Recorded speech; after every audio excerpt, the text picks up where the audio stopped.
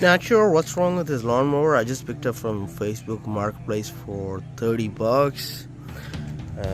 Honor said I usually use it for a few times.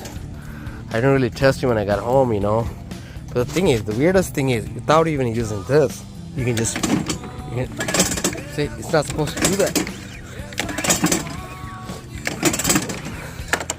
Any suggestion? I haven't checked the compression yet. I just brought it home. Any recommendation? Maybe no compression, but that's not supposed to engage without pressing this, you know. I don't get that. The clutch thing. Any suggestion? Please help.